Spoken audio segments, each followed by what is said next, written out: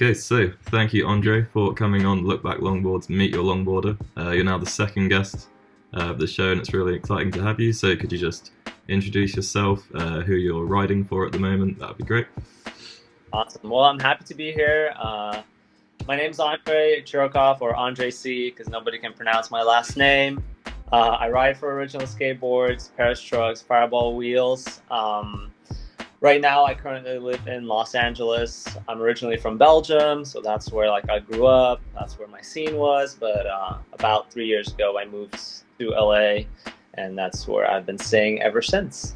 Yeah, cool. So the first question I want to ask you is, why did you start longboarding? What was the main reason you started all these years ago?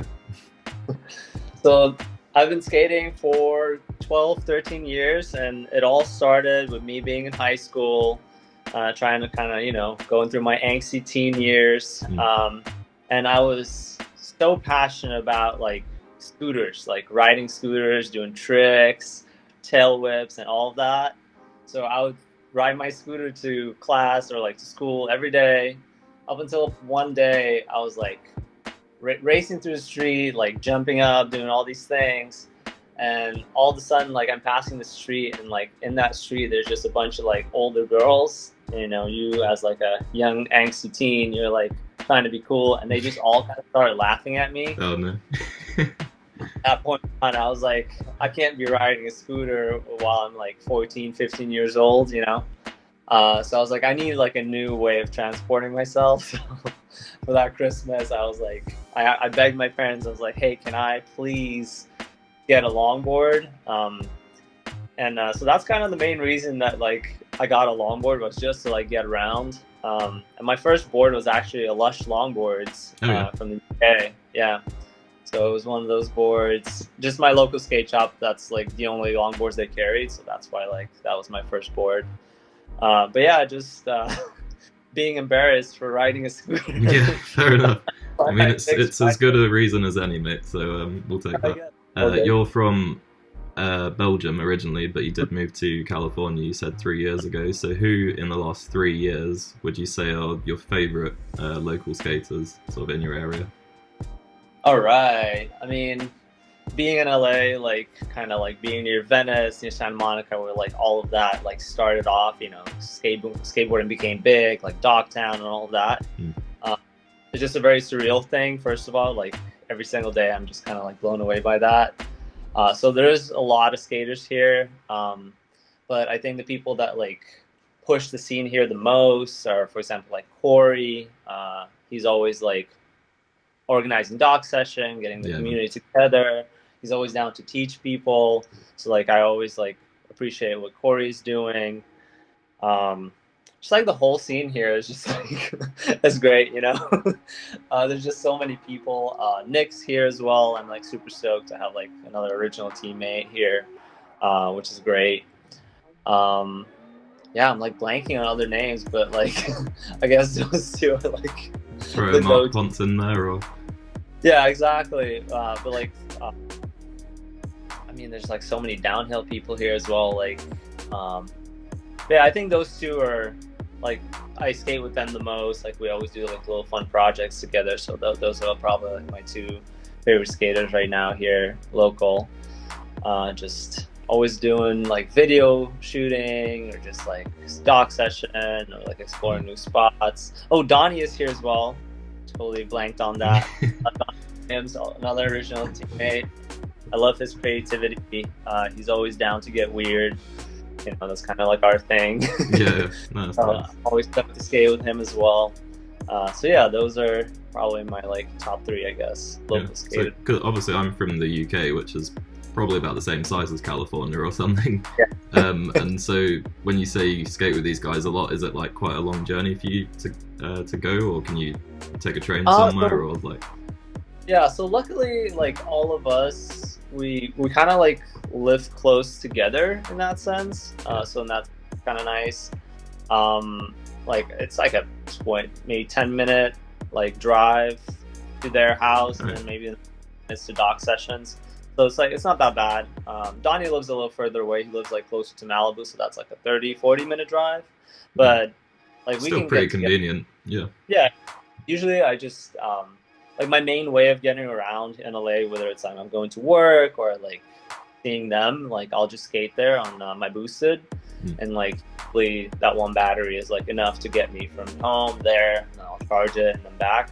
So it's kind of nice, just taking full advantage of like the good weather. I would be, yeah. That. Might as well skate everywhere, like if I can, So I want to know. Recently today, I actually saw you do some crazy stuff on Instagram. You can do all that now, but what was the very first thing you actually did? Yeah, so when I started skating, longboarding like was not big yet. People weren't. Basically back in the day, if you could land a big spin, you were definitely sponsored. Yeah. Well, right now, or like landing gazelle flips and whatnot, and like stuff like that. But when I started off, like if you could do a shove it and a cross step, like you were up there. But my very, very first trick, and kind of what got me into like freestyle skateboarding and dancing, we were mostly skating hills at first. So like I learned how to like slide and all those things. Up until one point, one of my friends came up and she was like, "Hey, like you can do this trick. It's called a tiger claw." And I thought it was such a cool name, and I was like, "Oh, what's a tiger claw?" And she like basically taught me like, "Oh, you just pop your board up, you like grab it, spin around, and jump back on." And like I was obsessed. Yeah, like, for a whole week, anywhere I'd go, I'd just like stop, like pop it, try to like spin it and jump on it. And so like the whole time I was just like practicing. And then like after a while, you got it down. Like I could go up on curves and all those little things. And basically that's what really like, that feeling when you land something. Like up until today, like that's still one of the most satisfying things to me. Yeah. Like when you practice super long and super hard on something, and then like you finally get it, just that first time of like getting that first trick, that's what really started this whole like thing, like the obsession of like after that, like we'd go out skate for like 5 hours a day every single day after school. But yeah, tiger claw, man, that's nice. Yeah, I remember when I first started skating, I always looked at that trick and I always thought it looked so alien. It's not really like you see some skateboarders doing some sort of hand tricks, but it wasn't to that level. It was like it just blew my mind the first time. I think like after like the tiger claw, I like started working on like a nollie shove it, and there were no videos on how to do it. This was like 2000. I think YouTube was around for like 2 years, so maybe 2007, 2008. At that point, there was like a handful of like loaded trick tips, like not on the shove it, for example. So like that was something that I completely had to like figure out on myself by my own. And then I like, weirdly enough, like one of also the earlier tricks is like this front foot impossible thing that I always do. It's kind of like my go-to trick. And there was a loaded trick tip online, and it's called the guy called it a Goomba, like from Mario or whatever. I don't know why he called it that way, but like I've been calling it like that ever since until I learned front foot impossible. But yeah, like that was like one of the tricks, like one of the weirder tricks that I learned, and I was just like, wow, like all the other stuff that I'm learning like is cool and all, but like this is so like unique. And I think from early on, that's kind of what got me into this like weird realm of tricks. Like I rather do this one thing that hasn't been done before, or like I haven't seen before, like sloppy, than like a kickflip that I've seen like a million times, stuff like that. So early on, I got into like the weirder realm. That's essentially the birth of the hashtag Weird Trick Wednesday, right? Yeah. 2 years after that, but yeah. Alrighty, nice. So after your first trick, you've done all that. So I now want to know, what is your favorite trick right now in 2021? Yes. So my favorite trick, I don't think like I can name just one, but I think like manuals, like anything landing into a manual, going out of a manual, from manual to manual, like I've always enjoyed like the balance act, like just kind of balancing in between. Love that. And then, I mean, relevant to the trick I posted today, like anything that's a tail slide. Yeah, man. That's probably like one of my go-tos. Like I can do that off of things, onto things, like spin it around however much. So I think that's like another favorite. But I think the one trick that like I'll always like do and I always enjoyed doing was that like one tail slide where I kind of like go up on the board and then hold it with my feet and just kind of like slide around. Okay. Yeah. Kind of hard. Like, I think you know which one I'm talking about. I think that's like my go-to like favorite trick whenever it's like a video. I think when people see it, they like know like, oh yeah, it's that weird thing that Andrei does. Like, so it's a trademark. Trick, but yeah, kind of trademark tricks. Like, oh yeah, he does that. It's that guy again. Like it's that weird apex trick. People have a lot of names for it. They either call it that weird apex trick, that Andrei trick. So I think that's like one of my go-to favorites for sure. Anything manual, tail slides, or just weird in general, you know. I like it, mate. It's good. We've covered our longboarding chat. We're now going to talk about some non-longboarding related things. Okay. So I was scrolling on your profile the other day and I noticed that you went skydiving. So I want to know, how scary was it? And would you do it again? Like. So yeah, the skydiving, that was for so Ellie and mine like 2-year anniversary. So we thought like we want to do something fun, something out there. So we just kind of Googled like, hey, how to do this? Like, do you train or do they strap you in and like go? So we found this spot actually. There's a lot of spots here in the LA area that do it, but most of them you're either like by the ocean or like you're in the mountains, right? But what we wanted was to like jump somewhere where you kind of had both, like where you had mountains on one side and then ocean on the other. So we really did our research. We kind of looked at like how many deaths are there per year. Yeah. Just like really like safe things. Probably check it out. Yeah. Yeah, just like basic research.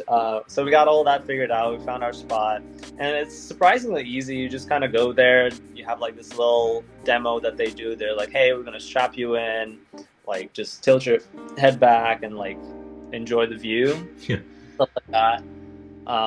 So yeah, we like arrived. We kind of saw the other people jump and like fly down, which was like surreal. We're like, oh, that's gonna be us in like a little bit. That's cool and all. And then like the airplane was there, which is cool. So a lot of people actually say that the like flying up, like up to the point where you're gonna like jump out, like is the scariest thing, because most people like haven't had any experience like flying in a small airplane like that. Like when you're in a big airplane, like it's comfortable, you're just sitting there watching a movie. Right. Like in a small airplane, you feel all the little bumps and like all of that. But lucky enough, so Ellie's dad, he's actually a pilot, so he has one of those small airplanes, and like we go flying all the time. Oh wow. So Ellie and I were kind of like used to being in an airplane, so we're just kind of chilling, kind of enjoying the view. But like you look around and people are just like strapped in, they're like super tense.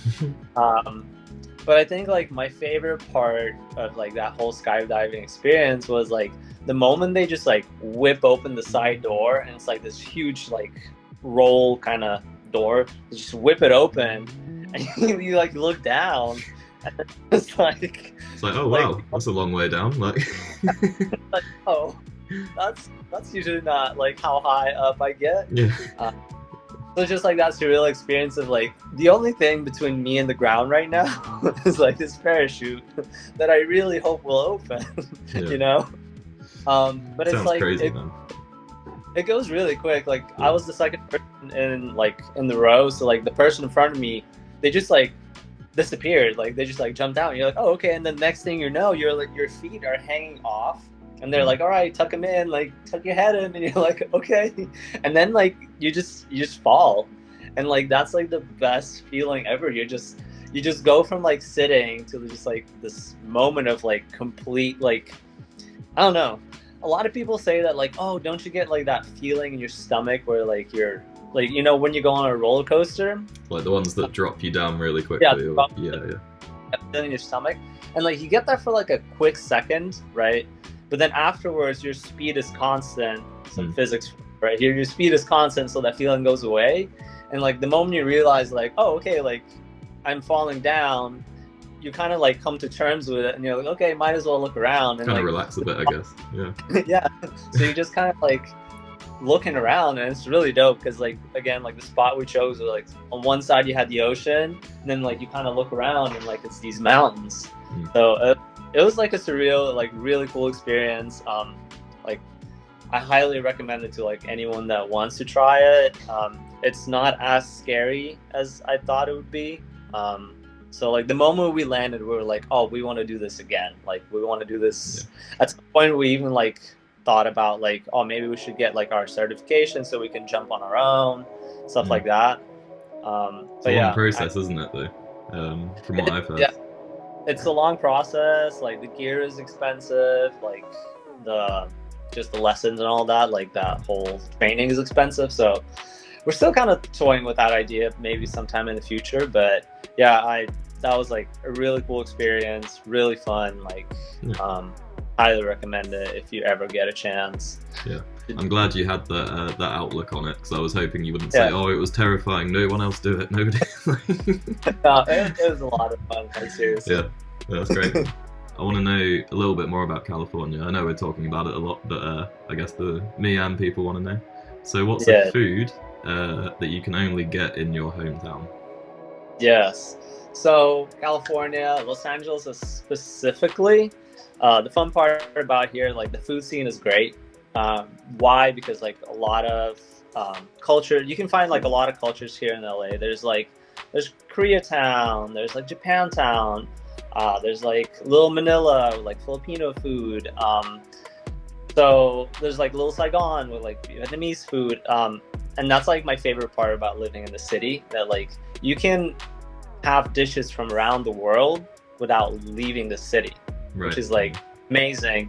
I don't think I can name just like one favorite food. I'm not sure I can, but like my top 3, or maybe we'll try to like stick to 3. Narrow it down if you can. Really, really going for something that's like classic to California, classic to the US, I guess, is going to be In-N-Out Burger. It's like a burger joint that has been like around for like super long. The burgers are like very simple, but the quality is like always there. Like their whole theme is this like retro 50s kind of thing, you know, like the prices are pretty cheap, so it's really nice. And then there's like a bunch of like secret menu items, which is cool. The classic is like you can get like your fries like animal style, and it's like a bunch of sauce on there and cheese and like caramelized onions and all that stuff. So nice. I think we call that dirty fries in the UK. Yeah. So like I think that's like a classic to California, because like In-N-Out is only in like California, Arizona, and I think it's only those 2. Maybe there's like one more state, New Mexico maybe, but it's only like on the West Coast. So a lot of people, whenever you fly into LAX, you actually fly over an In-N-Out. And there's like a bunch of like famous photos of like people like photographing like an airplane flying right over an In-N-Out. Wow. So usually what you do is the moment you fly into LAX, the airport here, the first thing you do is you stop at an In-N-Out, get a burger, and then you go home and like do whatever you do. But that's like stop number 1 that you have to do when you get here. That's nice. So that's like classic to California, the US. But I think so what I like is like cheap food, like street food. That's like my go-tos.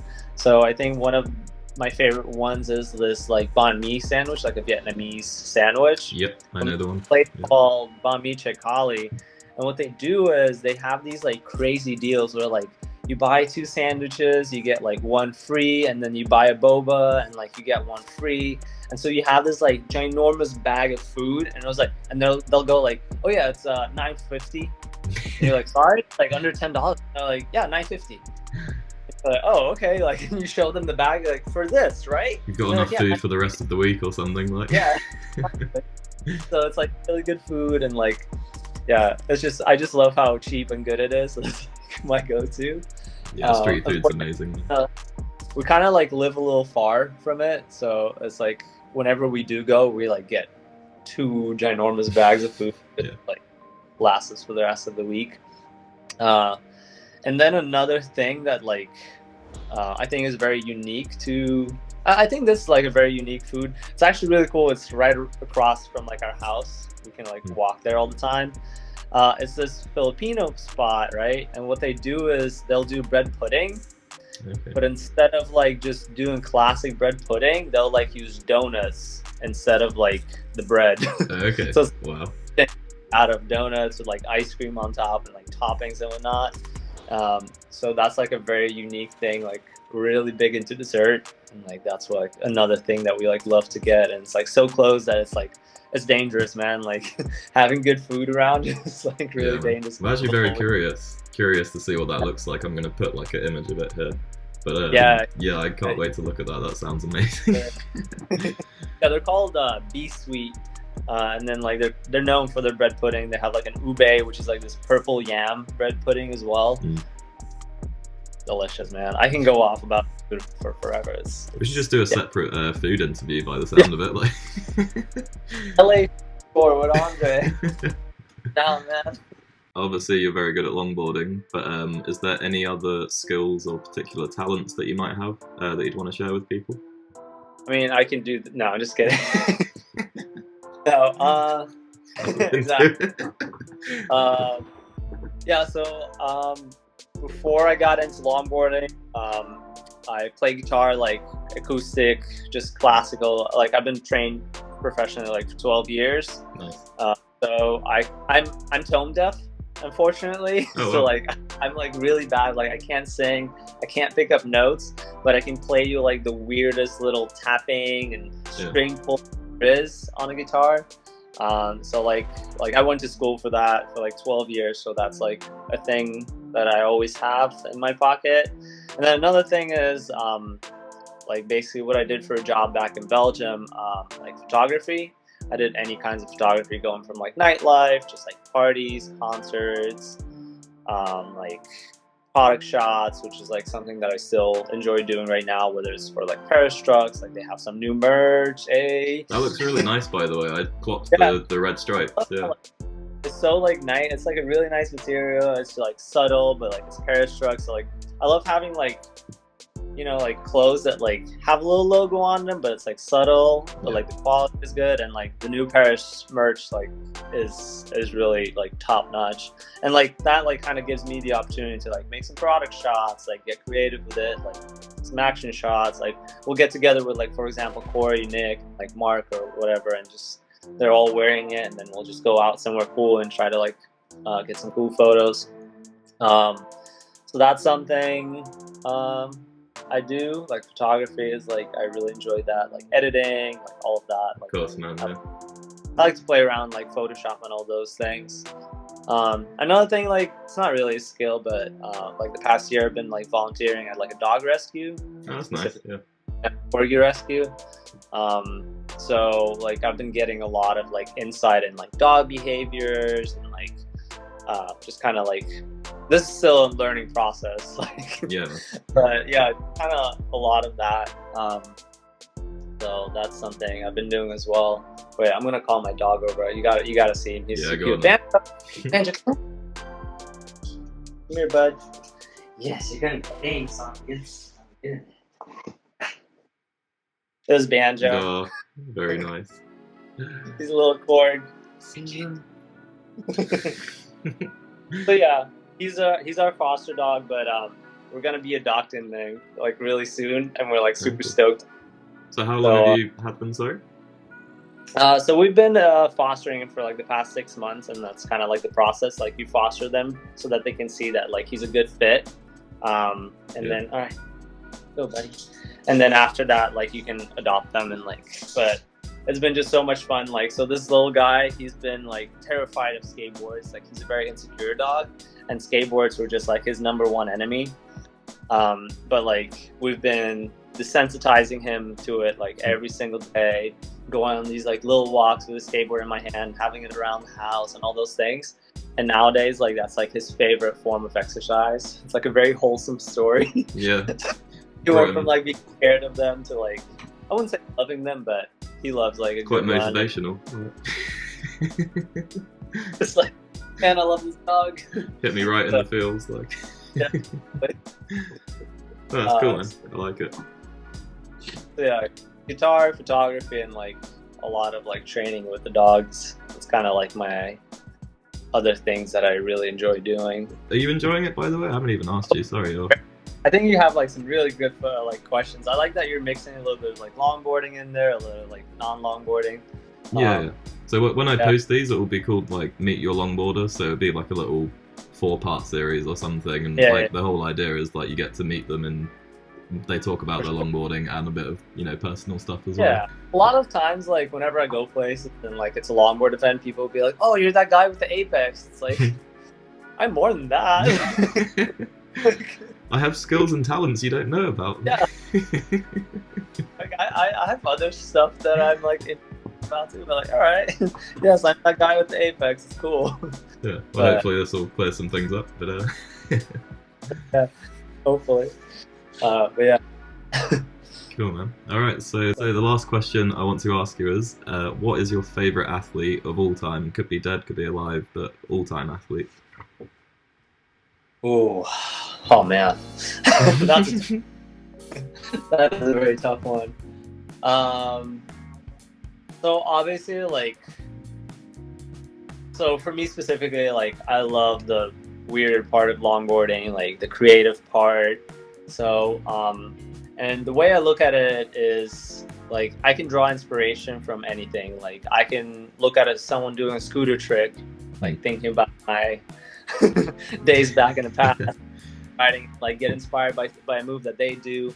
I can look at like someone doing something on a BMX and I'd be like, oh, that's kind of like an interesting way of looking at it. Maybe I can like incorporate that in my skating. But I think like my all-time favorite like athlete to this day is, it's gonna be very basic, but like it's gonna be Rodney Mullen. Yeah, like when he progressed the sport, like the way like skateboarding wouldn't be where it is right now without him, and like the impact that he's had on skateboarding is just like so surreal. And just like when you listen to him talk, he's like the most like humble person ever. Like he's a god. Like nobody compares to him. Even now when he's a little older, like nobody still compares to him. But like you hear him talk and he's like the most humble dude. And like, so apparently he lives somewhere in one of the areas here. I'm not gonna call it out because I don't want people to just be like, let's go stalk or whatever. Yeah, no, sorry. But like I've been like trying to go to that area, and I know he like skates the boardwalk at night sometimes. Okay. Kind of like trying to skate that same boardwalk to like hopefully to run into him and be like, hey, what's up? That's crazy. You know? Just imagining that you could just, obviously that you live there, you could just potentially bump into him. Like that's so alien to me. That's crazy. Yeah. Like, so one of my friends actually, so when Luca was here in the US, like I told him this as well, and he's like, we gotta go. Like, we gotta go meet Rodney. Like, let's go. Yeah. But yeah, one of my other friends, like he actually lives in that area, and like he skates that same boardwalk. He'll just like practice his dancing there. And like he told me that like one night he was just skating and Rodney is coming by and he's like, hey Rodney, and he's like, oh hey, how are you doing? Wow. It's like in his, and it's just like surreal that like that's something we can do here. But yeah, that's definitely one of my favorite athletes.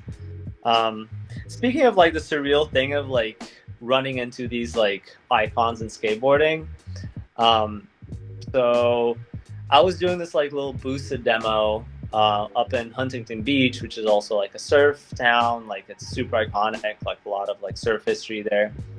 And all of a sudden there's this band playing, right? And I'm like, oh, like that bass player looks really familiar. It's this guy has these like dreads. He's wearing like a jersey, like I think it's baseball jersey or whatever, or basketball jersey. I don't know. But I'm like, damn, he looks like really familiar. Like, who is this person? And then like I pull it up on Wikipedia, like who I thought it was, and it was the same person. And the person that was just randomly playing bass, like at this random event that I was at, was Tony Alva. Like basically like Tony Hawk's generation, like they like got trained by those other guys. Like they were the ones that kind of like were skating down these hills on the clay wheels until they got like wheel. Okay. Like I don't know, have you ever seen that movie like Z Boys? The only Check I've seen out, Lords it's of Dogtown. That's about as much as I've seen. Yeah, yeah, just him. Like he was right there. That's Like insane. that was just so wild to me. I was like, what the hell? And then like I saw a bunch of people like standing in line to like get their board signed, and I was like, oh, like it's this guy, and like yeah, I couldn't resist it. I was like, hey, can I take a photo real quick? He's like, yeah, sure. No, absolutely, man. You got to do it. Yeah, same thing with like Mike McGill, Steve Caballero. Like again, like it was a Boosted event. Like I don't know why, but like Boosted kind of connected me to all these people. Again, like we were at this event, and like they rode for Boosted as well before they went out of business. But like we were there, and then Steve just kind of said like, hey, like Tony's asking if we're coming over for dinner, and I was like, Tony who? And he's like, Tony Hawk. No. And I was like, he's asking if we're coming over for dinner? And he's like, yeah, like we'll see, like maybe like how many people he's expecting, but like yeah, like that's like something we can do. But like eventually it didn't go through, but just the fact that like, you know, there's only one person in between me and Tony Hawk. Right, it's mind-blowing, yeah. So it's cool, like the scene is here, and like you can meet these, like it's just wild because like I've heard about these people in like magazines and like videos and like sport history and like Lords of Dogtown, and then to actually meet these people, just really surreal. But can't imagine, yeah. It's like it's someone wild. You've looked at through a screen your whole life, and then suddenly they're just there. It's nuts. And again, like when you meet them, they're just humans. They're just like, yeah, what's up? Like, yeah, I like skateboarding. You like skateboarding? Let's go skate. Like that's it. Like, they're just super chill. I don't know. It's cool. Lovely, humbling story. For sure, yeah.